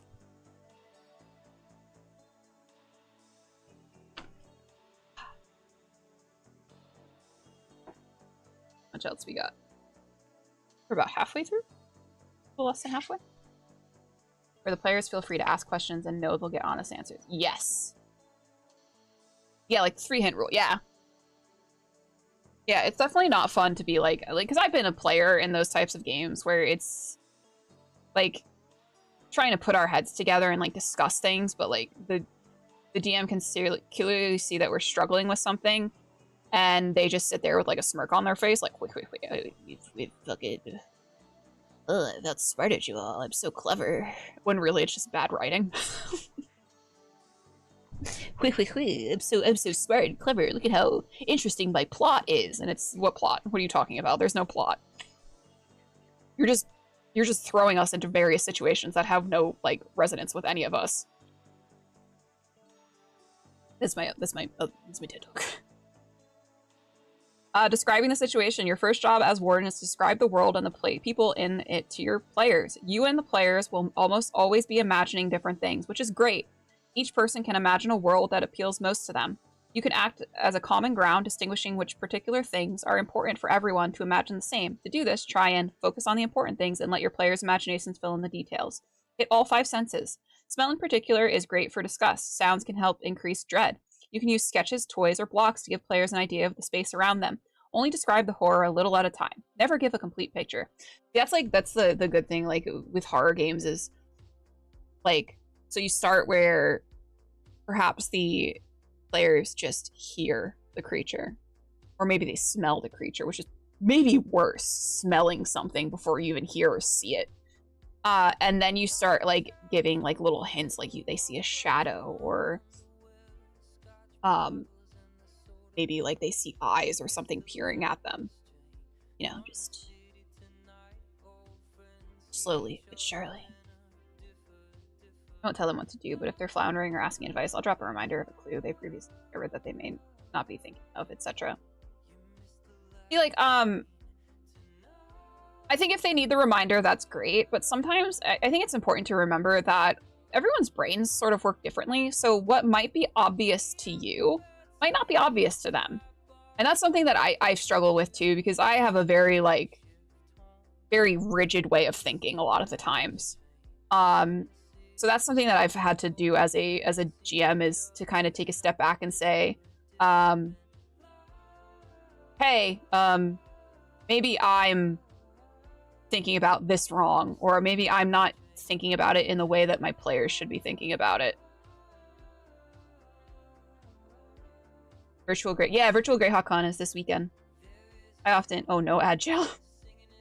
I often imagine jamming, teaching a child to write about. Yeah, you kind of have to, maybe sometimes you have to, not saying that players are dumb, but sometimes it's good to dumb things down a little bit. Because if you're writing something, if you're, if you go and you're looking at puzzles online to like incorporate into your game, yeah, it's going to be obvious to you the answer for that puzzle because you're reading it. Like, you're the one incorporating it in. And for someone on the outside, it might not be as obvious because they don't have that prior information.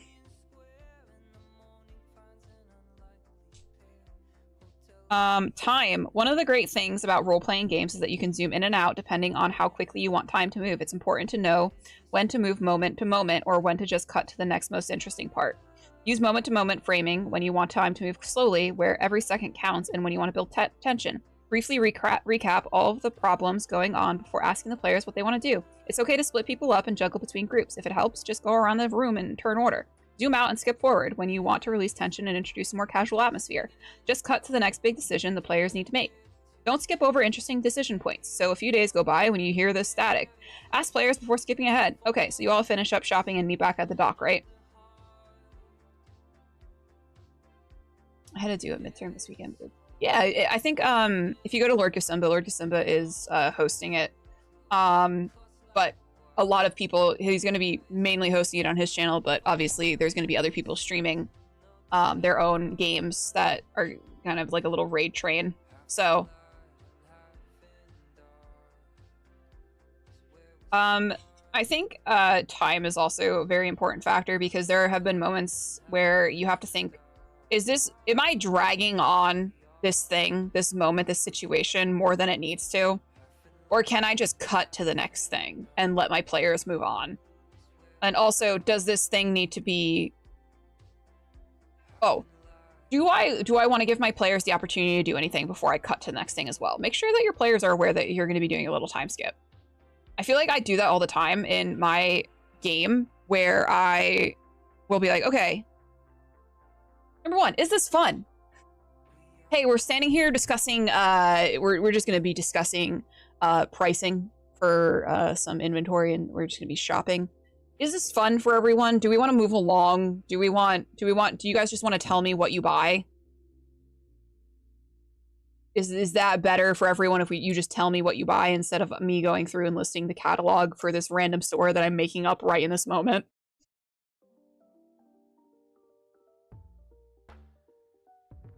Answering players' questions. Role-playing game is a lot like a game of 20 questions. None of you are really in this imagined place, and you're the one who has read or designed the scenario, so you have access to a lot of answers the players don't. A few things to keep in mind: players forget things. If you don't know the answer, make it up. If they ask the right question, give them the right answer. The more information players have, the better decisions they make. If you don't know the answer and it's not important right now, just tell them you don't know and you'll get back to them. I think that's also important. Sometimes you just got to be like, yeah, I don't know, but it's not really important right now, so I'll get back to you about it. Not every shopkeeper needs to be Pumat's soul. I want to listen to my buddy haggle over the price of a room at the inn for 20 minutes. No! It's a nightmare situation.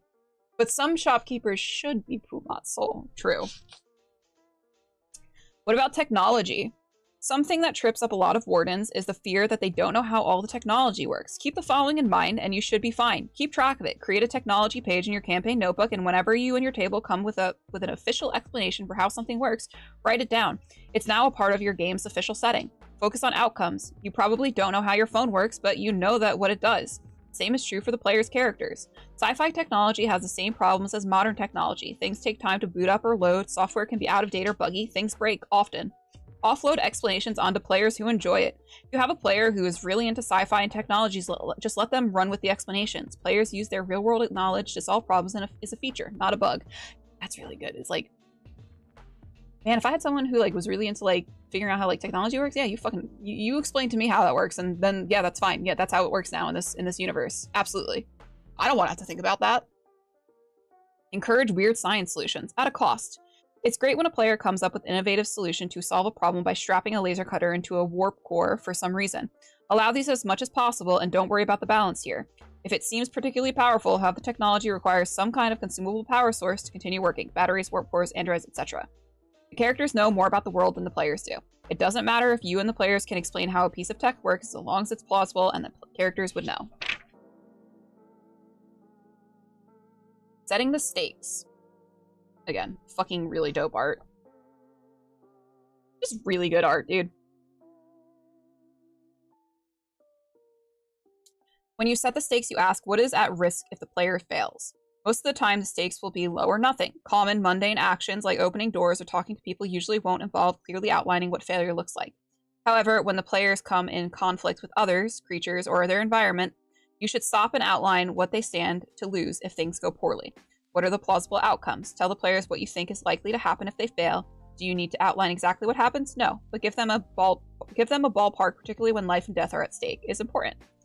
There's more than just success or failure at stake. Furthermore, actions that automatically succeed can have stakes about whether they succeed without cost. Actions doomed to failure can have stakes about exactly how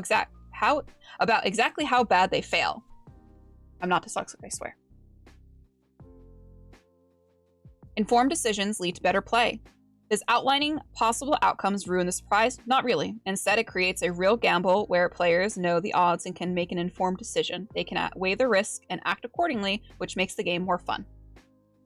I'm going to connect this vibro scalpel to the fusion warp core and you cut the fucking thing. You're all picturing something different. Remember that you and the players are imagining the game world differently. What seems obvious to you might be completely missed by another player. Setting the stakes before every roll helps alleviate this a bit. Over time, you develop a sense of what your players like and what risks they want to know and what they want to left to mystery. And you can adjust from there. The rhythm is different for every group and evolves with the campaign. The goal is to give the players a chance to correct your logic, change their plans, and to make sure you're all on the same page. This is just like a little like Venom guy. Thanks, Bruin. Just like a little Venom guy.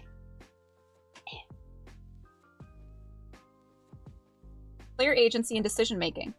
The big thing that makes role-playing games so fun is that you can attempt to do anything you want. Yes, there are rules and guidelines and procedures, and there are common sense boundaries of what might be possible in the fictional world, but for the most part, if you can think of it, you can try it. We call this ability to change the game a meaningful way player agency. It means the players have control over their actions and those actions have consequences. Player agency is important because it's really fun to play in an imaginary world where what you do matters. It heightens the experience of playing. A good story only happens in retrospect. This means when you're designing scenarios, don't write what you think makes a good story as long as the players do this. Instead, design scenarios with hard problems, escalating threats, and interesting characters to talk to. Then, watch what happens when you set the players loose in the environment. When the game is over, it'll be easier to appreciate the story you all made. Principles of agency. The players need to have enough information to make meaningful choices. Those choices have to have consequences. Those choices can meaningfully change the game world. Some choices may lead to good or bad outcomes for the players, but there is not a correct choice that moves the story forward. The warden should not shield the players from the consequences of their actions by secretly changing die rolls, but instead try their hardest to be an impartial referee. That's something I'll struggle with. But it's fine. If a random roll leads to a consequence so unexpected that the wardens or players now realize they probably shouldn't have called for a roll in the first place, they should undo it, talk about what they did wrong, note any house rule changes in the campaign notebook, and move on. Nobody's perfect. Resolving action. When not to roll dice. Rolling a lot teaches players that they're limited to what's on their character sheet. So you should roll when the stakes are low. You should not roll when the stakes are low. So opening a door, things like that.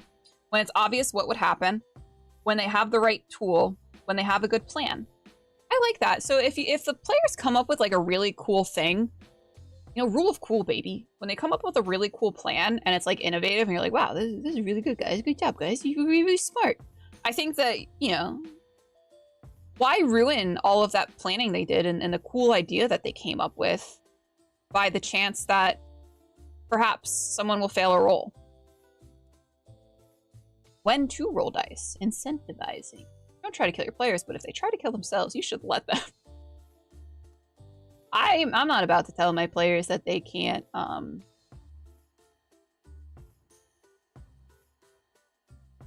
you know, do what you gotta do.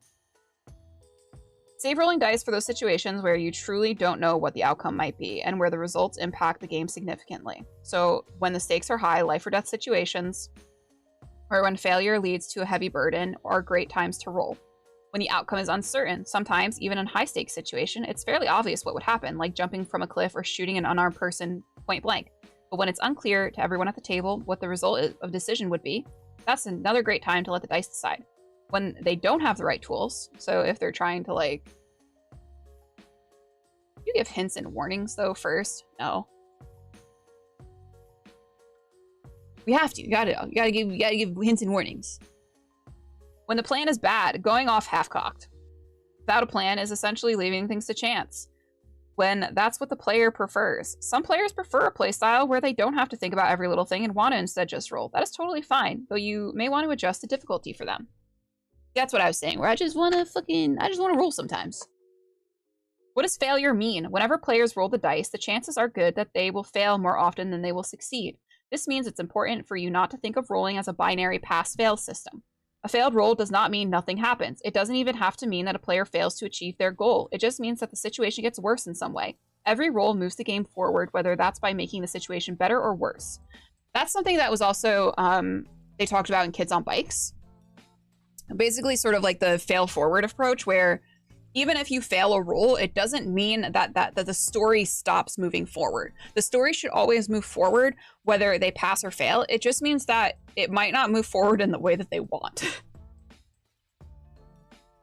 So action succeeds, but costs more time or resources. Action succeeds, but causes harm. Action succeeds, but leaves the player at a tactical disadvantage. Action fails, and the situation gets much worse. So these are all ways that you can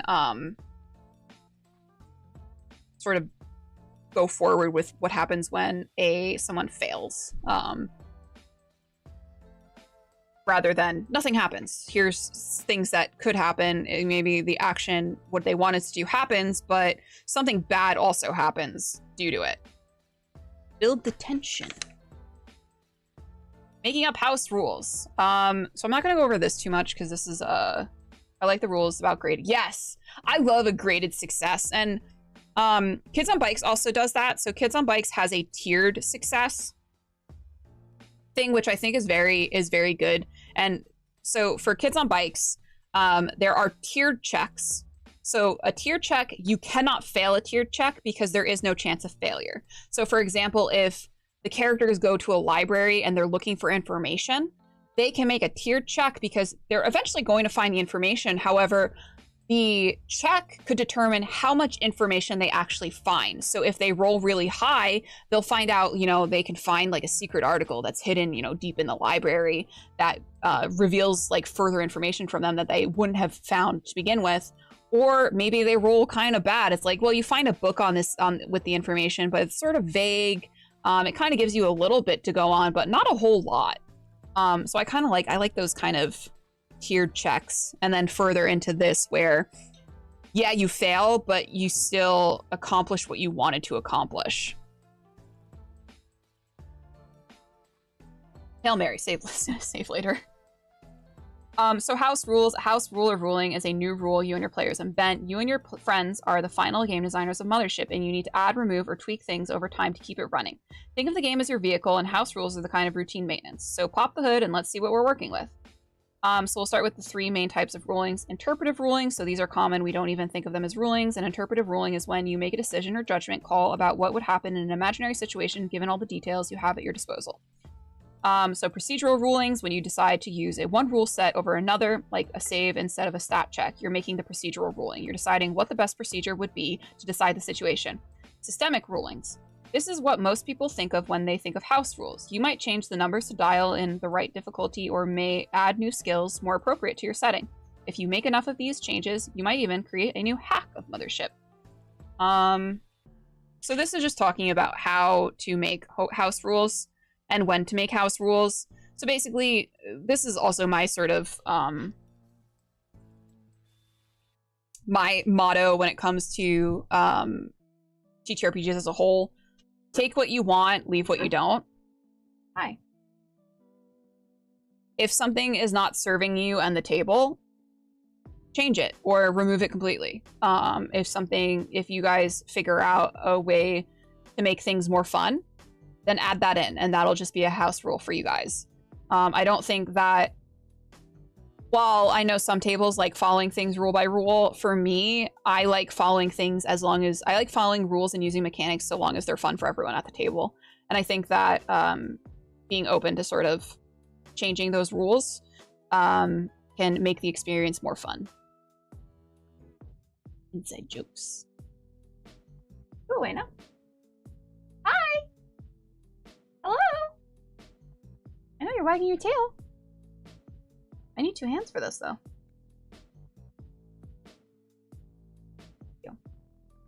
Hey. She's just standing. Wagging her tail at me, though, and I feel bad. I just love her. I feel bad.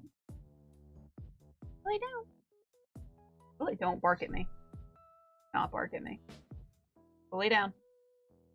Go ahead. Okay. Lay down.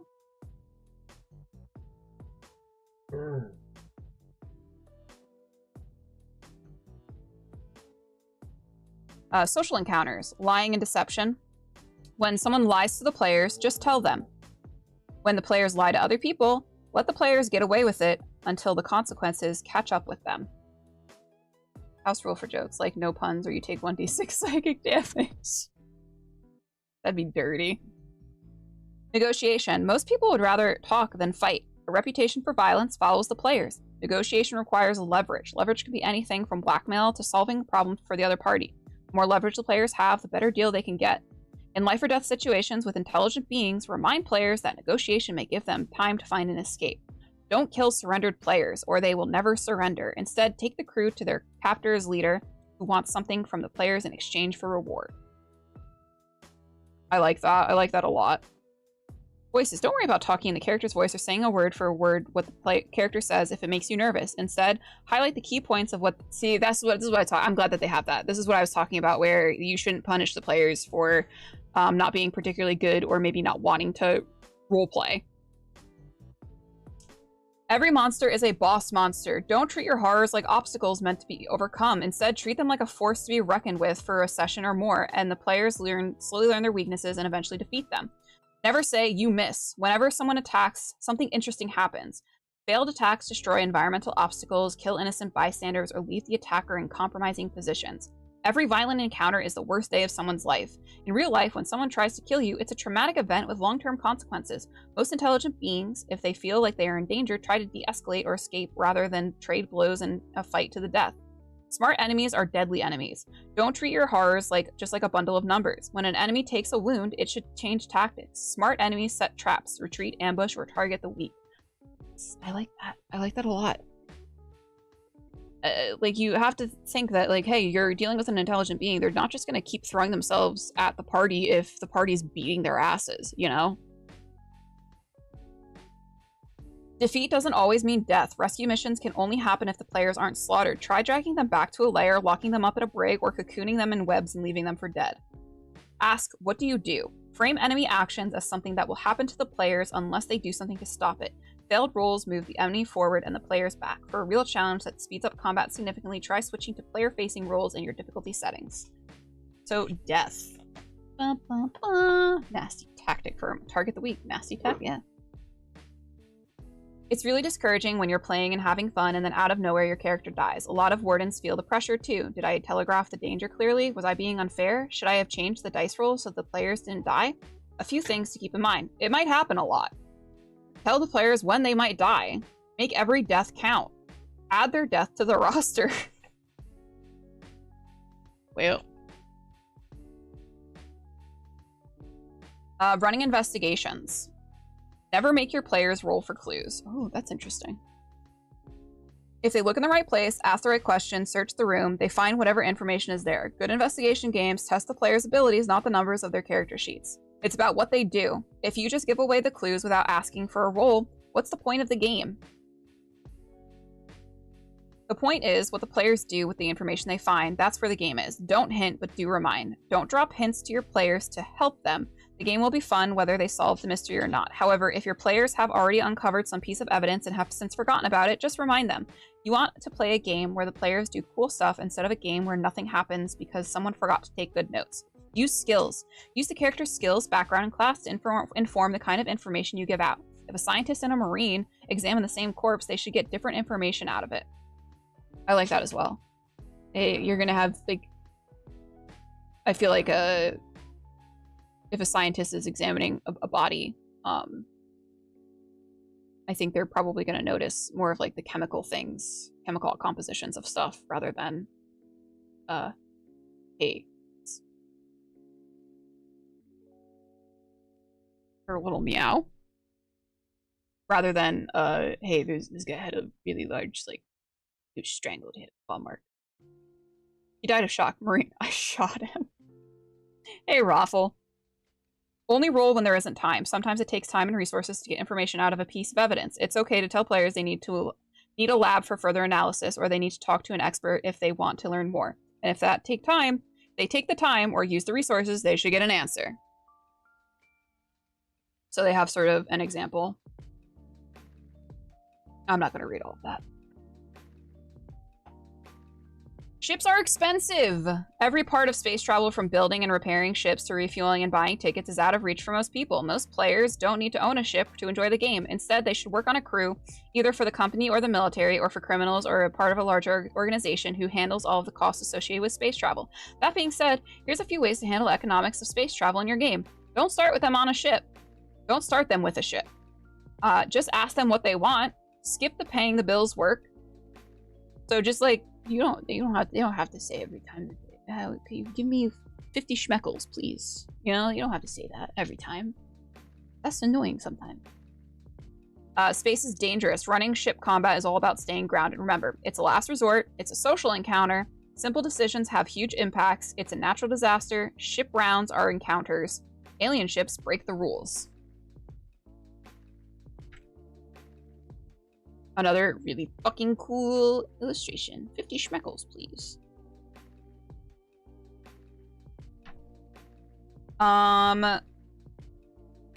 What do I need to prep? To get started, you need to prepare a few things. A starter scenario, a campaign style, your campaign frame, a starting area, a few tools. Your campaign style. Your campaign style describes very broadly how the campaign is structured and the kind of game your players can expect. The table below lists several kinds of styles that can be combined and varied from game to game, or even as time goes on, you can run a campaign with a very sandboxy nature and then switch it up into something different, or you can start a new campaign with different goals. Figure out what your players like and then adjust from there. So we have an anthology, which is sessions and adventures have little, if any, narrative cohesion. Each adventure stands alone.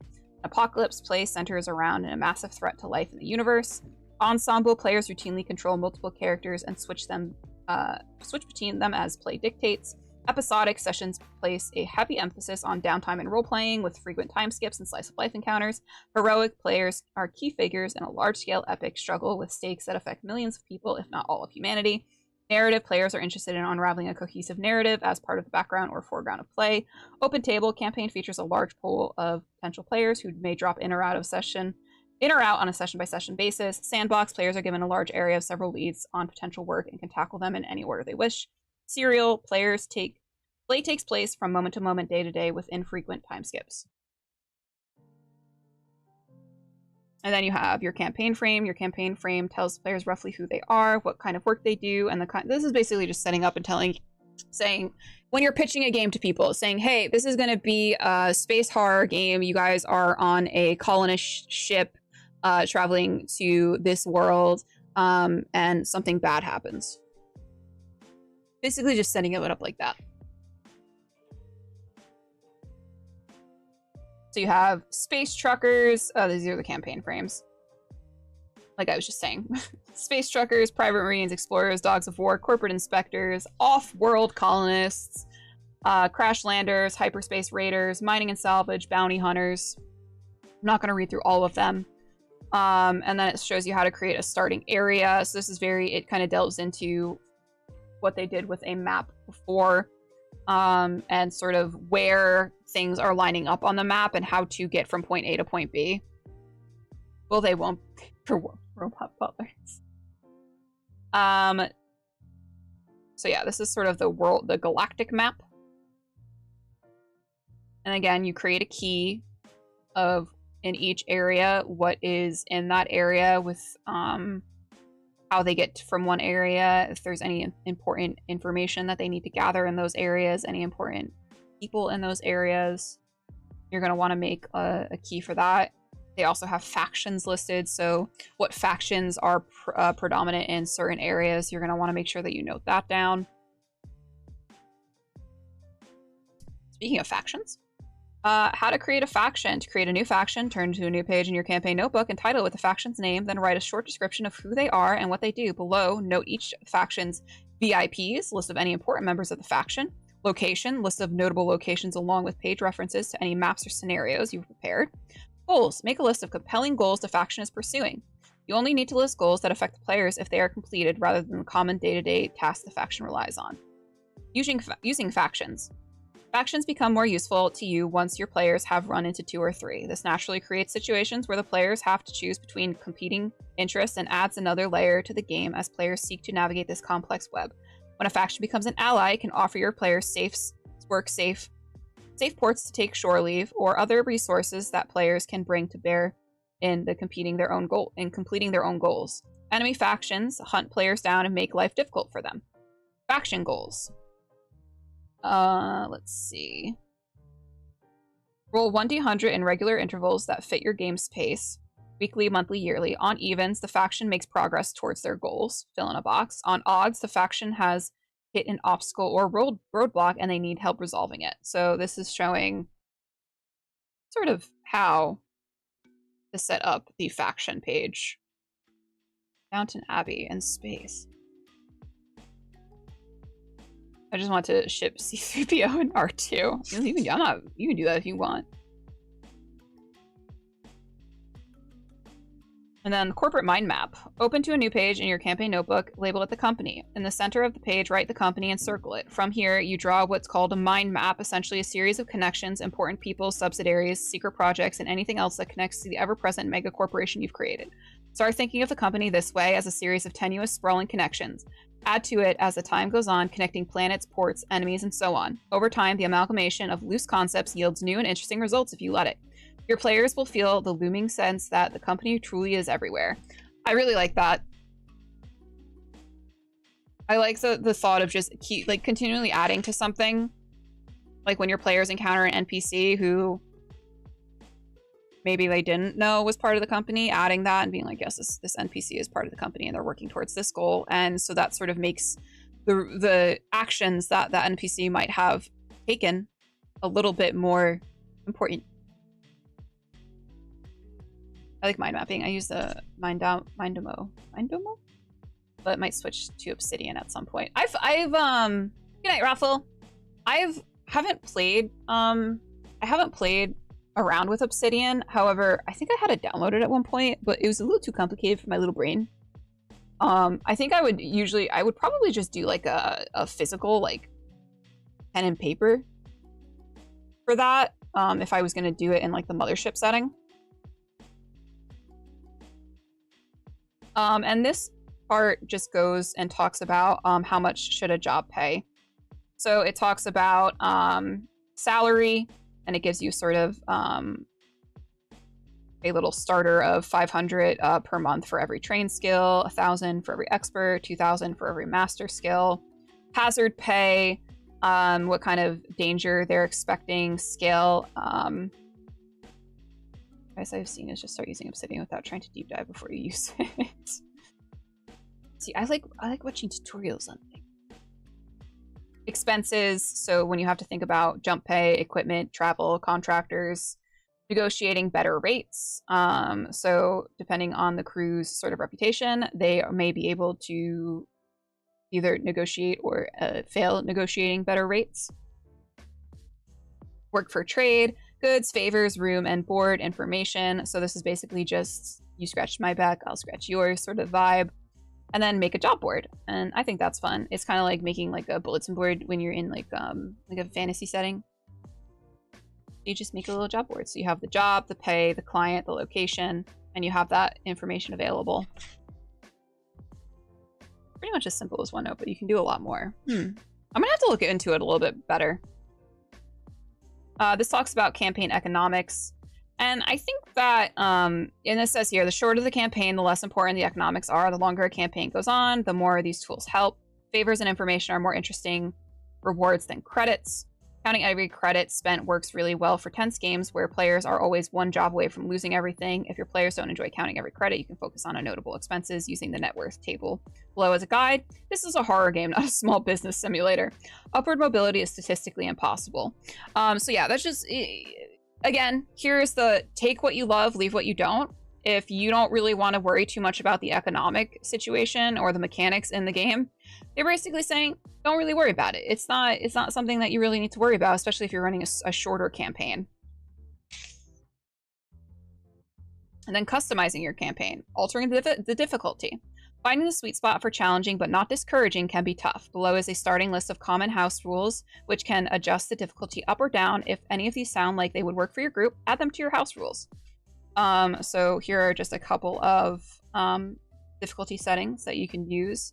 Armor degradation, armor points are reduced by 1 whenever excessive damage is dealt. Fragility, players' characters have 1 max wounds except for androids, which have 5 max wounds. Lethality, ignore health, just use wounds. All weapons deal 1 or more wounds. Opt-in stress, players volunteer to gain stress and make panic checks when they feel it's appropriate. Resolve, every session is a player survives, they gain 1 resolve, which can be spent as a free reroll on any roll they make. I like that one. Skills are a wish list. After your first session, make a note in your campaign notebook for your players' skills. Treat this like a wish list of what your players want to see in the game. Pay particular attention to master skill selections, since these are hard to come by. Whenever you prep for a new session, try to hit 1 or 2 of these skills. Again, making sure that your players feel useful in the campaign. There's nothing worse than building out a character and really focusing in on one skill and never using that skill at all. That sucks. New skills. One way to customize your game is to alter the skill list. If you're running a game about political intrigue on a desert planet, it might make sense to add skills for different factions customs, similar to Rimwise, or to add in some social skills, or even a social stat. Adding in master-level weapon specialties can help differentiate more tactical playstyles. Your campaign notebook. Your campaign notebook is your closest ally, research assistant, oracle, and guide to running the game. The more you add to it, linking your characters, factions, and scenarios with page references, the more you can see the hidden connections between your notes. Prepping new sessions gets easier every time. Using published modules. Published adventure modules can help relieve a lot of your prep, but they still need a little bit of work to really shine in an ongoing campaign. Put the module locations on your map and mention them to your players in passing. When they finally go to them, they feel like they've known about the place for a while. Rename the modules factions with ones you're already using in your game to create a more cohesive universe. If the module contains random tables for new content or encounters, roll up a handful as part of your prep rather than at the table. It's okay if your players skip large parts of a module. The modules are packed with content so you don't have to prep as much. They're not hoops your players have to jump through to experience the whole story. Stick to the fringe. In Mothership, space is more like a lonely desert highway than a bustling city street. Tiny stations with populations in the dozens who rely on annual shipments or quarterly patrols dot the vast emptiness. If the players want to survive, they can't wait for reinforcements to arrive. They are the only help anyone around here is likely to get. Character advancement. The more you play, the more your players improve. Through Shore Leave, they can increase their character saves, and over time, if they survive, they can learn new skills. Beyond that, players should focus on improving their character status in the world by acquiring wealth, salvaging and upgrading a junk ship, gaining favors from powerful allies, installing mind-bending slickware or body-enhancing cyberware, sabotaging corrupt institutions, founding and building a colony or port, mutating, developing psionic powers, becoming a living conduit for an unfathomable ancient entity. Well, that would be interesting.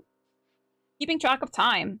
Skill training, ship repairs, shore leave, monthly salaries all take time. It can feel overwhelming to track. You won't need to track most of that in the short campaigns, but for longer campaigns, create a calendar in your campaign notebook to keep track of everything that happens.